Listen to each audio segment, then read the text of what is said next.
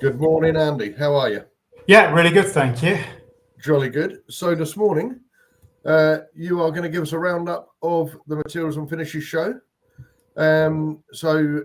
Really, it used to be the W show. I can't remember, Andy, how long is it since they've had one? I know it's now materials and finishes show, but It's got to be, I think, because I think the last one was cancelled, wasn't it? So it must be 2-3 years ago. Yeah. So the materials and finishes show. How did it differ, in your opinion? I know you're a show expert, Andy, with your Wilson Martin Company, clearly. So how did it differ for you from previous shows? Was it good, better, different? It was a lot smaller than the shows have been in the past, but there was still quite a heavy reliance on machinery. But if you go back to W show of kind of post-COVID, pre-COVID, there were bigger events. But it was across two halls, and to be fair, the atmosphere was good. There was a good representation of companies for joinery companies, for the joinery sector, which is important. Yeah.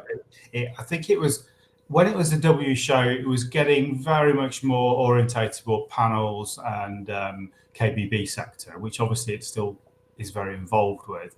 But talking to joiners around, they were saying there's a lot more of interest for them at the show, which was good.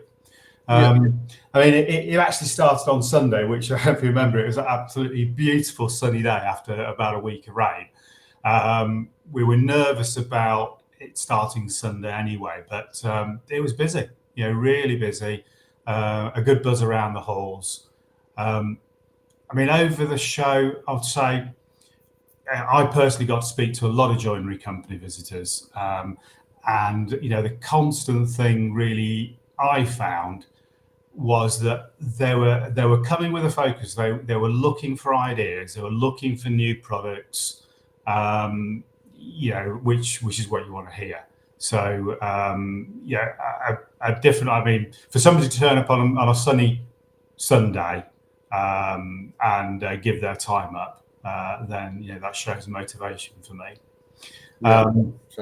There were some good stands. We had a number of our affiliate partners there. One of the things I'll kind of highlight is the paint shop, as I call it, the paint shop in a box that was on the Elmbridge stand. That got a lot of attention, a lot of interest, and I think what we'll do is we'll revisit that, and we're talking to Elmbridge and Remmers about doing a best practice paint demonstration at the Elmbridge Training Centre. So we'll come back about that. Excellent. And I thought, for me, I was only there on the Monday, but what I got was a sense of purpose rather than people out on a jolly. But also, I was surprised, compared to previous shows, how many door and window guys were there, as in, joinery manufacturers, timber doors and windows, were actually there, as opposed to the droves of panel and KBB. So it was a very promising show for us, I think. So where our stand was situated, whether that was more luck than judgment or absolute genius from you, Andy, I don't know. But we had our stand, then we had the demo area, then there was Remmers, and then there was lights. And it seemed to work extremely well, batting people back and forth between us. I think we all got a hell of a lot out of it. Yeah, I think, I think with a lot of help with Ben and Owen, Ben at Lights and Owen in arranging some of that, and we kind of pushed for a bit bigger stand with the organisers. And I've got to say, if you look at the awareness and influence and that the Joinery Network presence at the show, it was high. I've been talking to Nikki, the main organiser, for about 8 months now on what she was going to do to replace the W show, and we've been very involved with it. I mean, if you look at it, it was a bit of a conveyor belt, really, wasn't it, between the stands? And overall, between ourselves, Lights, and Owen, there was 200 inquiries from joinery companies who were all good. When we've looked through them and gone through them together. These were serious inquiries from companies looking for tooling, looking for the window system that Lignum offers. And I believe there was even some tooling orders placed there at the show with Lights, which is fantastic. The way it worked is that Owen held 2 demonstrations each day. So that was showing joiners how to make timber windows more efficiently. We had good attendance at every demo. Literally, we were trying to film it. It was over the top of people there, the heads, because it was busy in that area. A lot of questions asked. We were busy. The Lights guys were busy, and I know Owen was rushed off his feet really. At our stand itself, we had several partners and affiliates exhibiting on the stand. We're trying to create a bit of that pavilion feel, and I think we'll do that again. It seemed to work between us. It worked very well, very well. Yeah, we had that theme of innovation and opportunities for joinery companies, which we're going to continue throughout the year. And I think it was all about that. We've got the new Gutman Lignum product, which is the wood aluminium, on the stand, demonstrated on the stand with the new literature. We couldn't quite get the sample in time. It was pushing to get everything, but that's coming very, very shortly. To have Passive Glass there with their stand we talked about with Ian earlier, we know it's absolutely great, and some good partners there just supporting us. Yeah, and we had John from JFJ Joinery on the stand as well, who was amazing. It was brilliant, wasn't he? Yeah. Just to have that, from the horse's mouth scenario, really worked well for us and the customers coming onto the stand. It was really good information that John was sharing. Yeah, definitely, and I think it just gives that different perspective, doesn't it? Yeah, I've been there, I've done it, and this is what you need to look out. Who's given them, when you're trying to expand your manufacturing, who's giving, as you said, superb advice. We also had Tom on hand from JFJ Wood Flooring, which is part of the setup down in Devon. And he's got a brilliant offer actually for joiners, and I was amazed at how many took this up, because he's got a way by supplying trade wood flooring for joiners to add on to the project and say, look, buy it from us, save some money. It's almost just drop shipping the stuff. And it's a nice profitable little sideline there. Yeah, awesome. I believe I missed this, unfortunately, but I believe Owen Dare, Brian Maddox from Lights, and Steve Winscott from 90 were on the speaking podium or stand, whatever you call it. How did that go? Yeah, it was good. It was the last seminar pretty much, which was just after lunchtime on the Wednesday.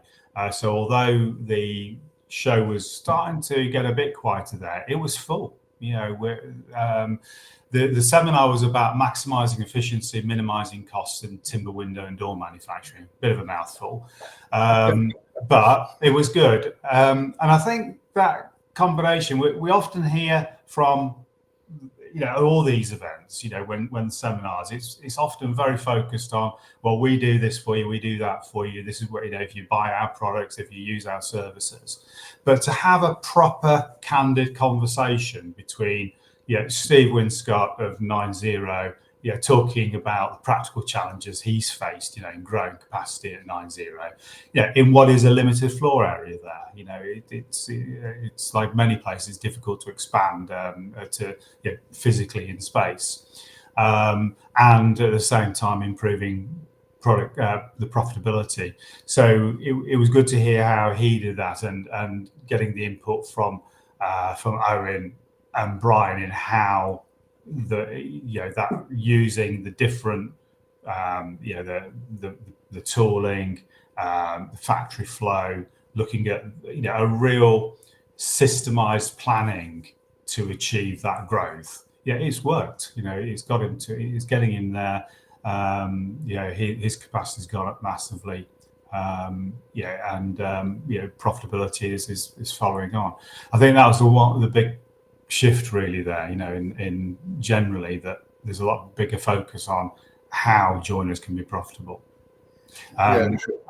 We're planning to have that whole seminar in full on our YouTube channel soon. I'm just waiting for that to come through from the organisers.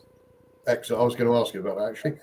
So we've touched on this already, but I think it's important that to notice the massive shift in attitude that seemed to have taken place, because it did blow me away a bit. So, am I deluded because I was only there for the Monday, or was that the whole sort of attitude throughout the show?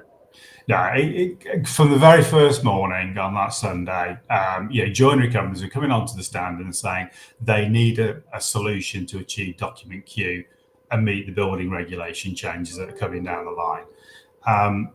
If I go back just a year, it felt sometimes like we're being a bit of an evangelist saying, oh, you need to have good products and you need to be tested. And they're going, no, I've made bespoke products for years and years. I do my own thing.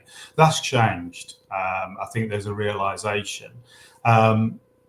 Visitors, the joinery company owners were looking for new ways that can make more profits, and looking for products that they could say, oh yeah, I can add this to what I'm doing, I'm going to make more money with it, I can upsell, which was great to see. Yeah, 100%. So my view, again, I was only there for the Monday, so correct me if I'm wrong, but there was no other organisation really at the show or in the timber industry, I believe, very biased of course, that's really stepping up to the plate with this. And it seemed very apparent at that show as well. I know we've had numerous conversations around this subject, but the show said that to me too. Yeah, I think so. I know you're only there for one day, whereas some of us are there for the whole event, Luke. All right, don't rub it. But yeah, I mean, our stand, we had a lot of interest on the Joinery Network stand, which is great. And I think that's just an accurate reflection of how joinery companies are getting much more focused on profitability of their product mix. That's something that came up a lot, actually. Conversations that were going on the stand with myself and other colleagues on the stand, is that comment I had, well, if I keep making the one-offs and the staircases, they just don't give me that consistent profitability, and that was a very familiar theme. And obviously, you can achieve that much more easily with a systemized window and door production. And the fact is that we are ahead of the curve still with this. We've put the investment in over the years with the testing between ourselves and our partners. Lignum is still the only independent window and door system that joinery companies can tap into, and we've got their back. We're not, there's not an ulterior motive there that we're trying to tie everybody in to the nth degree in exactly what they do and what they buy. We've got every product tested. It's fully certified and it's approved by Secure by Design, and all that is pretty much unique for us. Yeah, I think the penny is dropping. But all in all, Andy, good show. Yeah, looking forward to the next one.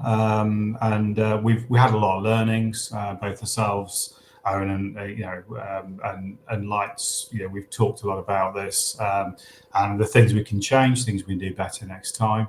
But overall, it's been good. Excellent. Well, we'll be back in 2026. Until then, we'll go back to the floor. Thank you very much, Andy. Cheers. Thanks a lot.